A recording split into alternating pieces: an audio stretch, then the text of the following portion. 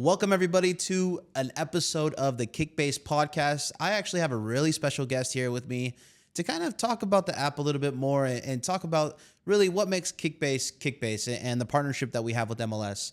We have a really special guest here, so I'm truly excited for this episode. We're going to be meeting a little bit of the Kickbase team here that we have in the United States. To my left, I actually have a very important person to Kickbase, and I'm super excited that he's here today. Anatol Korel. He's going to go ahead and give us a little more insight. Anatol, how are you doing today? I'm doing great, bro. Thank you so much for introducing me. Yeah. Kindly. No, I'm excited for everything that Kickbase is going to be talking about today and kind of bringing to the U.S. market. So let's kind of start with the elephant in the room. Who is Anatol Korel?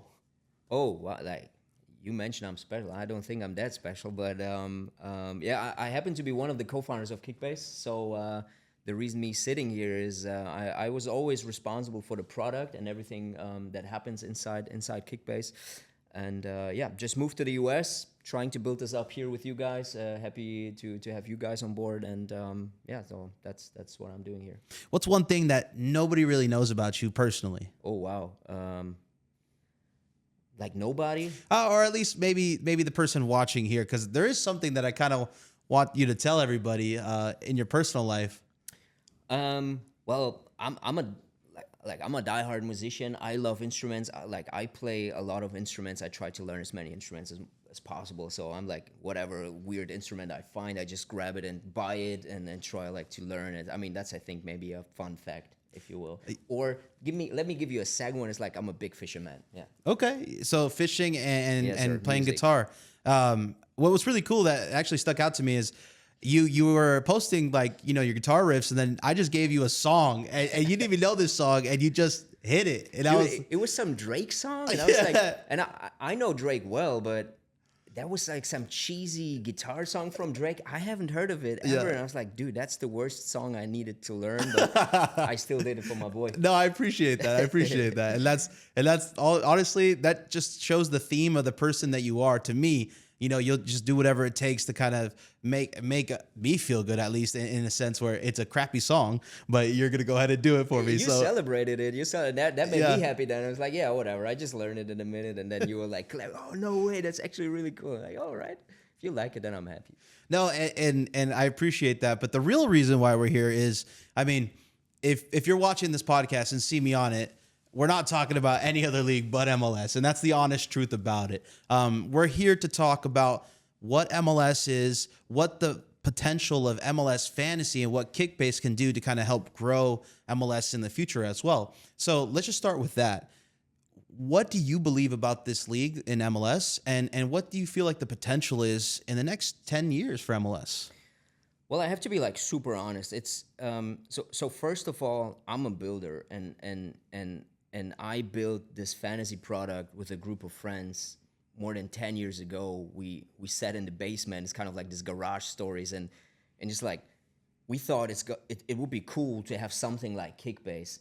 I mean, in a time where most of the products around fantasy were just like websites, super ugly, and we were like, no, let's create like a mobile first good product that we as designers, we were all educated in terms of everyone studied interface design or some sort of design. So we were like, let's create a product that looks so cool that everyone's gonna love it, right? And that was 13 years ago, to be precise. So we did that, launched it. It took us many years, to figure this stuff out. Everything involved around, that is not design, right? How to run a company, how to hire employees, how to build this whole thing up, how to run a community, how to build up a community, how to react to them in good times and bad times. So that was our main focus the last 13 years. So now coming to the MLS, my mindset didn't change that much. So while I am generally interested in MLS from a perspective where I'm like, wow, it's a fast growing league. I'm not from the US. I moved here from Germany, so I'm all Bundesliga kid. But even in Germany, you can hear it's like, why is Thomas Müller going there? Why is Leo Messi there? And while some people might say it's kind of like they just retire and want to play 1 or 2 more years, I don't believe that. I think there's something more to them, going there and playing for, at least for Thomas Müller, I think for a lot less money. He could he could have played somewhere else in Europe, I believe. Right. So Right. there's something to it where I'm like, it's such a huge country, and I do believe that soccer is popping off again, also because of World Cup and stuff. So Yeah. when we sat together, I think it was like 3 years ago, 4 years ago when it started, we were like, I think it was even like after the last World Cup, we were like, the next one is in US. We were like, oof, like, should we be there by then, right? That was the first conversation. And then obviously a lot of research started where we're like, okay, like, how does that league work? Are there enough fans for us? Also, like, from a business perspective, we have to see, like, should we invest our own money in that league, hoping that we will get return so it pays off in a way, right? I mean, obviously, every business needs return, otherwise you go bankrupt. So I have to be honest, while I was not the biggest MLS fan, of course, how could I? I mean, the times when the teams played are so weird that even if you're a Thomas Müller fan, impossible to follow from Germany. But there was this, I don't know, it's probably also, it sounds cheesy, but it's kind of like this, having a company in America, this American dream kind of like thing is like, let's go there and help this league if we can. Maybe they just don't need us and say like, off, but like, let's try, right? Right. And the moment we approached MLS with this, because I have to say, we're an official licensed product, Right. and that's how we do business usually. It's like we go to the league first and say like, hey, we are willing to do this. Can we collaborate? And when we approached MLS, they were like, and I have to say, no other league in the world welcomed us in such a nice way as the MLS did. So they were like open arms, like some crazy German dudes like coming to the US, building like an MLS fan. It's like come to New York. Yeah. Let's grab a dinner and let's talk about it. So this is how it all started. And that was, again, something where I'm like, see, like, people love us. They want us to be there. There were other leagues in Europe. I won't call any out, but there were other leagues. They don't even pick up the phone. They don't talk to you. They're kind of like a very protective. What do you want from us? Pay us a lot of money first. That was not the case. And I felt like it probably also, at least for me, outside perspective, rooted maybe in the American culture as well. It's like being open-minded, being like, yeah, whatever. It's just like, come over. We don't care where you're from. Yeah. Like, let's build something. So yeah, I really hope MLS pops off, and it already proved in the last years that it does more and more so. And I think with the World Cup, it's just going to be an icing on the cake. So Talk to me back when we went to the Vancouver LAFC game, and I saw your smile after watching the Southsiders take over that downtown of soccer fans, and I looked at you and I said, you can see it now. And I was shocked myself. Shout out to the Southsiders, because you guys really goosebumps, you know? I get goosebumps when I think about it, because up until that point, I mean, I've been to a couple of stadiums before the whole decision was made. So just to get a vibe, you know, and I'm not gonna lie, and again, I don't want to call out any like club or whatever, but we attended a game that was not as crowded and not as like, you know, intense.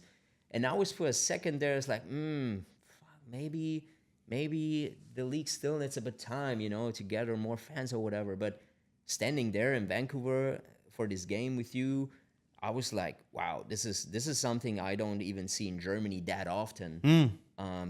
They really took the street like down, and everything was up in smoke. It was so amazing. And walking down there, if I would live in Vancouver and would see that, I would be like, whatever they do, next time I'm gonna be in this line and wear that same jersey. 100%. And celebrate for that Mula guy or whatever. Yeah. What was funny was like the shot that always rings in my mind is the bus. Like there was so many buses that couldn't move because there was just people surrounding it. And I looked and I said, wow.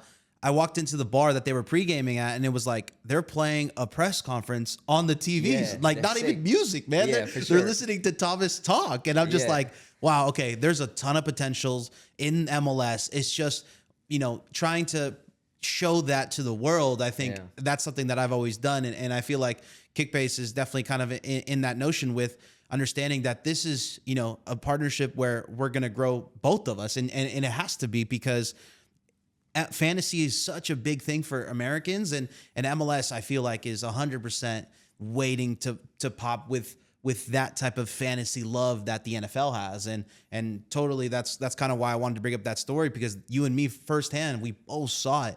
I mean, that was the sort of like one of the first time we met and hang out like Yeah. for more than a couple of hours, right? Right. So that was for me also on both sides. First, seeing the fan scene of Vancouver that day, also seeing you and like getting to learn about MLS a lot. So it was super helpful for me. Again, like I have to be like very humble and honest here. Like up until that point, I haven't seen many MLS games and wasn't that educated about MLS. But every day, and I think that's one of the reasons why I moved here too, is like I don't want to sit in Munich, Germany, and direct something over there and just like hope for the best.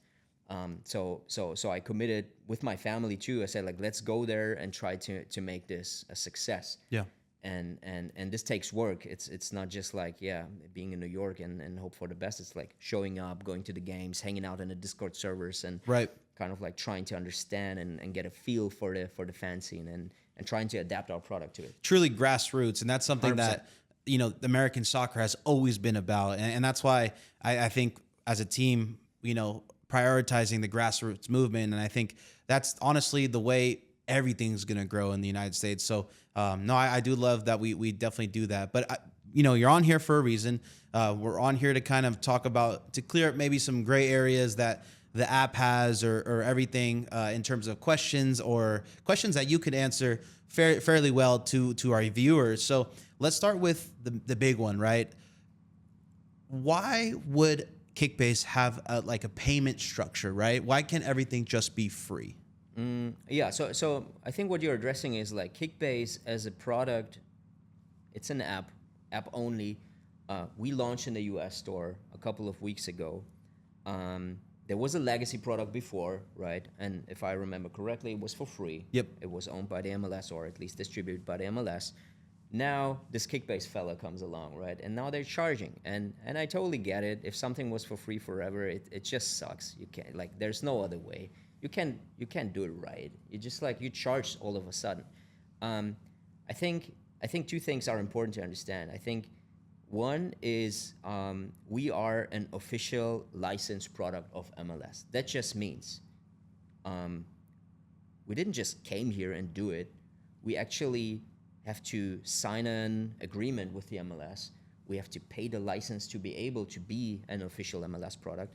And the same goes for MLSPA. So with every player we show in our rep, there has to be an agreement, right? So while it just looks like a stupid launch and now they're charging, what really happened is like 1.5 years of hard work of trying to align all our needs between all parties and to launch that. So that's kind of like the foundation. And because of that alone, we need to ask from our users for some money to be able to pay that, because otherwise it would just like go out of our pockets. And it wouldn't work that way. And I think the second thing that is also like a huge differentiator between the legacy product and us is I think we're ground up a completely different product, or at least with a different mindset. While we are a fantasy soccer oriented company, what we focused on day one with Kickbase 13 years ago is the goal to make the following possible. If you line up Messi and he does any movement on the pitch during the weekend game, we want you to celebrate every move he does. And that just means not like, oh, he scored a goal, he scored an assist. No, like literally every pass, every tackle, every foul, every goal, everything Messi does on the pitch will get translated in real time to all users worldwide. And that is another heavy lifting we have to do. And this is where we also would like to charge, or where we decided to charge. Can you play Kickbase for free without this? For sure. After each game, you will have the opportunity to say like, yeah, that's the score Messi got. But if you want to have this real-time connection, it's kind of like looking MLS live versus only post-game. You just like read an article. That's kind of like the same feeling. If you want to tune in live, you would at least need like an Apple TV, right? Right, And you have to buy something and then watch it, right? Right. So this is kind of like our world, and this is where we come from. And again, like we are happy about everyone who supports us there, but also you don't have to in a way. You just like can the matches happen? Let them happen, and then watch for the results after it. But that's our business structure, so to speak. And this is how we make sure that we can continue to run this operation. And by the way, also do such content, right, in the way we do it, because there are other companies, they don't invest that much in community and podcasts and shows and so on and content, because we want to create like a culture around this too. This is, I think, the 2-3 reasons mainly why we have to charge for some premium services in the app. Yeah, look, I mean, I've always said this. I think we are doing something that's never been done before. I mean, there was some content where Hedy Mukhtar was talking smack to me about the Play the Pro League, and I'm like, I've never seen that. You know, I kind of took a step back as a fan of this league, or growing up as a fan of this league, understanding, like, imagine if Landon Donovan was talking smack to Andrew Wiebe back in the day. This is a brand new thing, and I think with the content side, I agree with you 100%. The biggest way to kind of, help MLS and grow is to produce the best content. And of course, that all has a cost, right? So, and yes, in a perfect world, you would like to not charge, but it's just the reality of it. I think the weird conversation we're still having sometimes, and it's not just Kickbase, is what are we talking about? I mean, it's a company so Kickbase is a company that operates in a way where, like, okay, we're trying to get like good people on board here, right, that do content, do Kickbase with the community a lot. So I'm like, I don't even think it's about like the discussion that popped off the last week. It's not even about like, oh, they charge, what the fuck. I think it's a mixed bag of like, the old product is gone, but we loved it. Now the new product is even charging, that's even worse, blah blah blah. So I respect that, and we try to, like, still convince with the good product I believe we built and will continue to build. I think it's a fair price still for what we came here to do and ask from the people, I think. And there's also going to be a whole bunch of things that we're going to offer to this community that has never been offered before. I mean, you showed me literally today something that we're willing to do for free to help this community out with just stats, Yeah, exactly. I mean, if you want to take a look at stats, and if you want to, really dive deep, again, it's nice to kind of be able to talk to the community and fill their needs instantly, right? Sure. So there's going to be a whole bunch of things that we're able to do. Yeah, we learned that this week, just like by talking to the core audience of MLS Fantasy, and just learned like how much they're in crave for a platform where they can really dive deep on statistics. And I'm like, yeah, sure, just talk to us. We already are working on it in a way to get it out there fast. It's not going to be the most polished one probably from day one, but there's definitely, it just shows our commitment. It's like, yeah, while we do charge, don't forget we also are 24 there to listen to you and kind of like bring out new stuff constantly. And this is, I think, our main goal, and should be also our main goal, is not to convince you to pay. No. We should convince you with the delivery, right? If we deliver this great stats, if we deliver cool content, if we just like do a great job, I think people won't even hesitate to think about a subscription. And every time I say subscription, I also say like, well, there's still a world where you don't have to subscribe. Right. We understand that, the world is tough and not everybody could afford the same things. Sure. And that's totally valid. And that's why I kind of wanted to bring you on anyway, to talk about, you can still play this game for free. And I think this vehicle is huge to help people get into MLS, even if it's free. For sure. And that's kind of like what I want to talk about. And I also wanted to say this too. If you're listening to this and you have some feedback for us, please don't be afraid.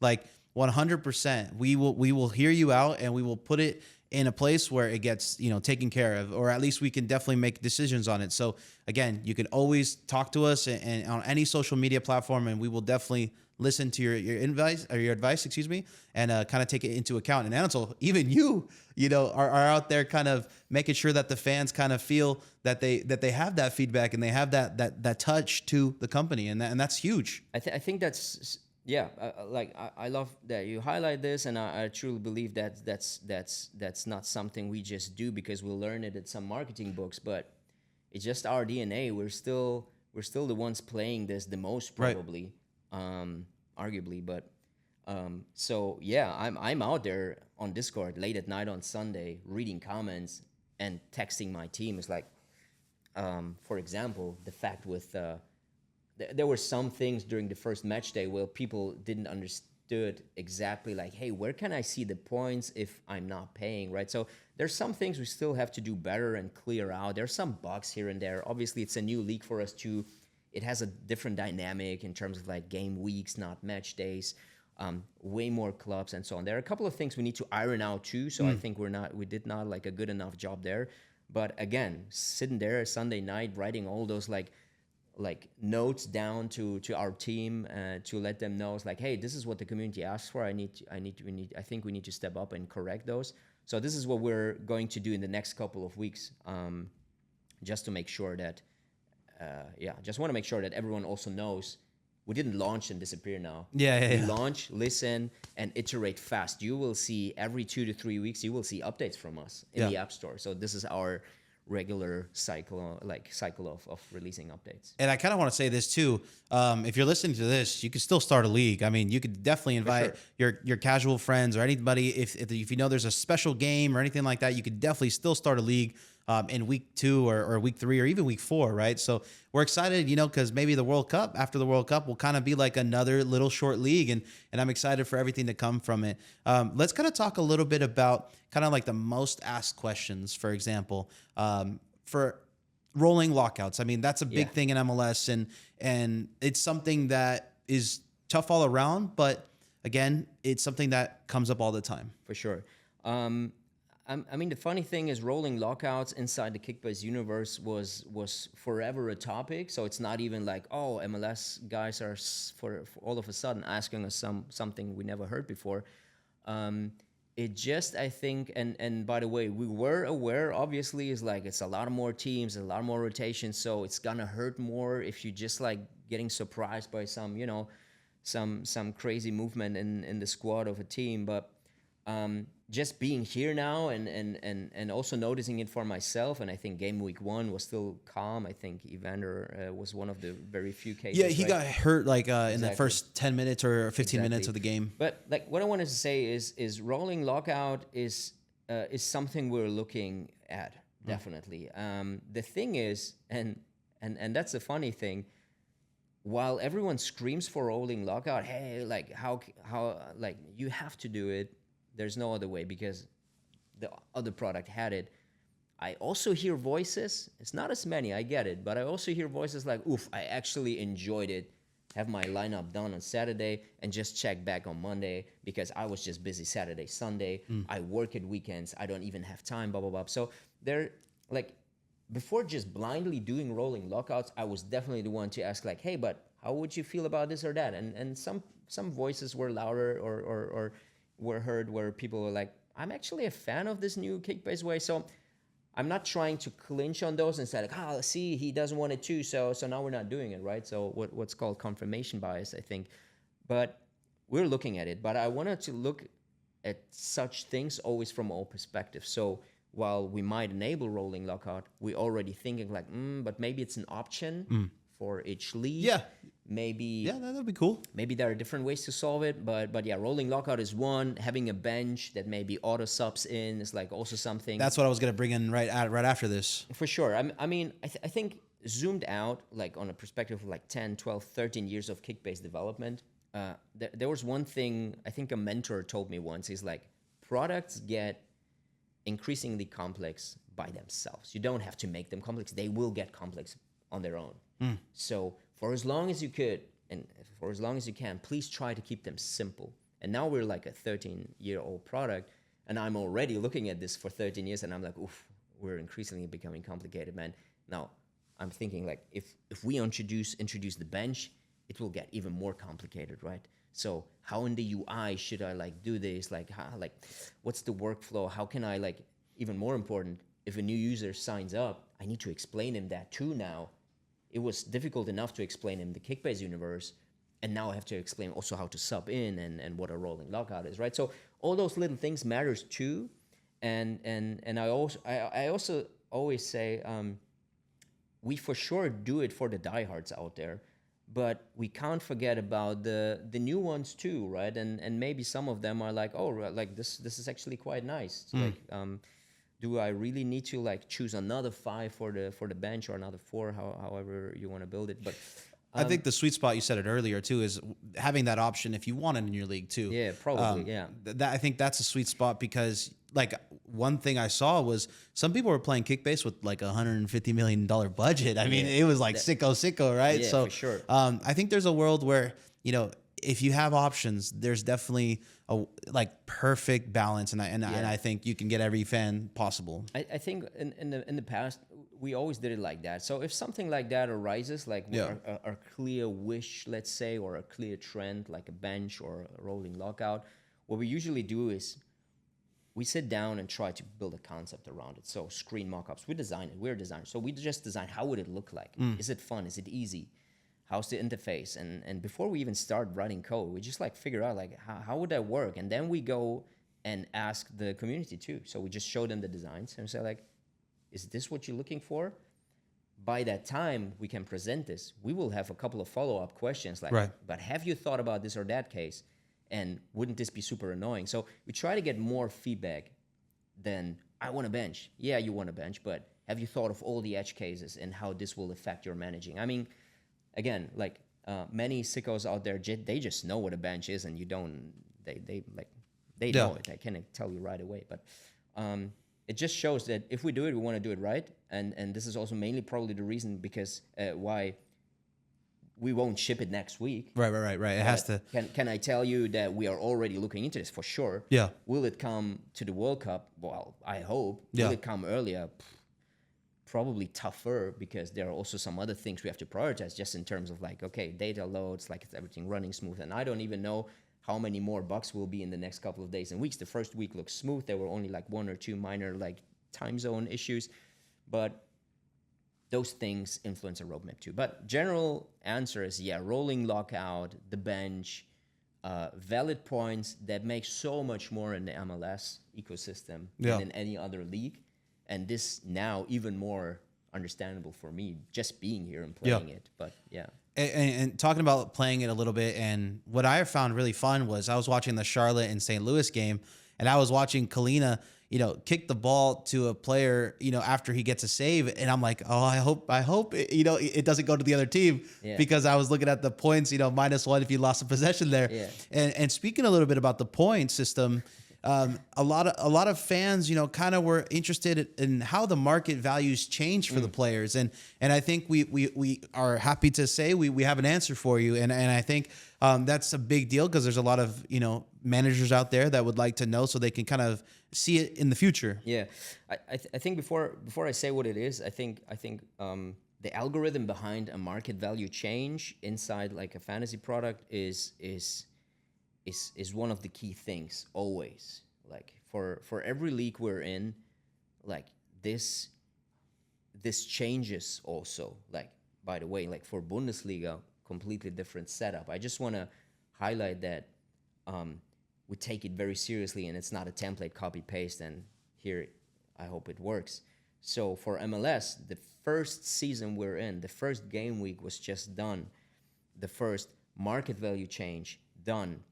We look at it and try to make sense of it in a way. It's like, what did happen here? And is it like a good change? Is it like too much? Is it like, we try to adjust.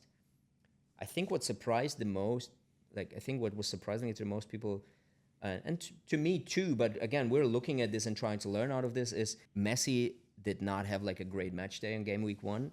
Not a great game week. And he still got like a little bump in his market value, and everyone was like, wow, like he had like not a good game, he lost, like why did he go up? And the simple answer is, first, we don't look at one game, we look at the past 3 games. Even though it's the first game week, we still look at his last MLS games, and they were brilliant in terms of points. So while his last game week has more weight on this decision of a bump, the game before and the game before that still weigh into this formula.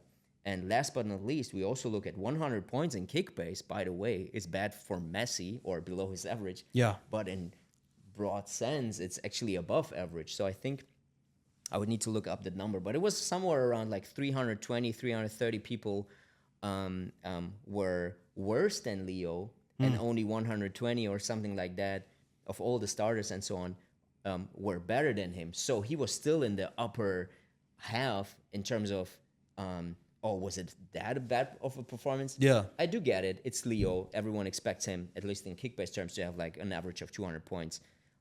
But that was the reason for the bump.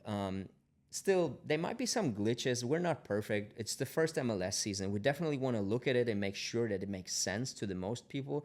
Obviously, I also learned in terms of market values, you can never satisfy everyone. There will still people who love their Seattle Sounders play, and they just look at the right back and say, like, why in specific this little player out of all, I don't know, 800 players, like, why is this one specific player is like going up or down? And to kind of add on to that, if you do see something crazy, definitely let us know too, because again, we can always kind of highlight that and get you an answer too, because again, the support and the link that we have to the community is fairly close, and I want to highlight that again, and also the next upcoming weeks, the market values will change at 6 p.m. Eastern time, so. By Monday night, you can definitely set your lineup for the next game week. So that's kind of a cool announcement that we have too. I think if you let 3 game weeks pass, then we are full in season. Then the only thing we will look on from that point on is always just like the current season. And if you just see a player perform badly and still goes up, I mean that can't be the case. You know, it's just not possible. So the only reason for players now surprisingly bump up is like because on a zoomed out 3 game weeks time stretch, it was just like a little less performant than maybe the last 2 match days. I mean that was the thing with Messi. We have to look at every single player at some point, probably say like, okay, but what about this example? Yeah, happy to do so. Again, it's an adjustment phase. It's our first MLS season, and for that reason, one could say like, yeah, but you did like 12 Bundesliga seasons. Yeah, but it's MLS. Yeah. It's a different algo here. No, definitely. Because we know it's a different environment and just like things are going differently. So yeah, that's how we treat this topic now. And since you are in MLS or in the United States now and you're living here in New York, have you chose an MLS team? I mean, I'm biased, right? It's a funny question because see, like I was a born FC Bayern Munich fan. I just lived close to Munich. It's just like my father's like brought me all those posters, and I got even like underwear as a baby and kid and shit. So it was like ridiculous. I have images of myself like ridiculous. So for me, if I would get that question asked in German, it's like, yeah, sure, FC Bayern, you know, like forever. Now coming here, you kind of like look at a different perspective. Now you're like so much more manipulated by the marketing of all clubs and how they sell themselves. Yeah, kind of yeah. Like even a city has like an aura around it. For example, Austin, right? It's just a city I keep hearing, you know, like, camera guys. I keep hearing Austin. Beautiful. Besides of MLS, I keep hearing Austin. It's the place to be. Everyone tells you, oh, Austin, you have to go to Austin. And alone for that fact, I'm looking at their MLS logo and I'm like, yeah, I wonder if they're cool. Then you see Matthew McConaughey being there and like, I love this actor. So this is marketing or brand building how it's supposed to be, because I personally am a fan of Matthew McConaughey. So now suddenly I see him with Austin. So suddenly I feel attracted to Austin. All right. But to your point, I mean, obviously with Thomas Müller, one of my I don't know, like, I wouldn't say childhood idols, no, but he played forever at FC Bayern. Right. So I grew up with him. Yeah. And everyone in Munich especially, and even Bundesliga Germany wide, everyone loves how eloquent he is, how he is at media interviews, how he is like he's just a brilliant, smart guy and funny too. So I'm a big Thomas fan for sure. And now he's in Vancouver, so now I'm like rooting for Vancouver a lot for sure, because he's my guy. You could say like Marco Reus in LA, not that much because he's a Borussia Dortmund guy and I'm an FC Bayern guy, and Borussia and Dortmund are right. Like, so you would say Austin and Vancouver, yeah? I would say Vancouver. Austin was just like an example to show like how those cities and their marketing affect me as someone who enters this league. It's like, who should I pick? And now suddenly Yeah. you see all those cool Instagram posts and who does the best Right, social, right. who does the better like content. Like Yeah. obviously LAFC is brilliant. Miami with this like the jersey, and Yeah. I was never like a big Messi fan. I wouldn't even say I was ever a Messi fan, but more so Beckham for sure. That was Right. one of my like idols when I was a kid. So maybe Miami with Beckham has also some aura for me. But yeah, if I have to choose, it's like Vancouver. Also with the experience with Southsiders and the last year's performance, I was at the game. I was lucky to be at the finals. I was lucky to be at the Western finals. It's crazy. And kind of to tie this back into Kickbase, are you going to be in the Vancouver Club Challenge? Let's see if you could beat the Vancouver fans. Actually, I am. Okay, cool. Actually, I am. Cool, That's cool, the funny cool. thing.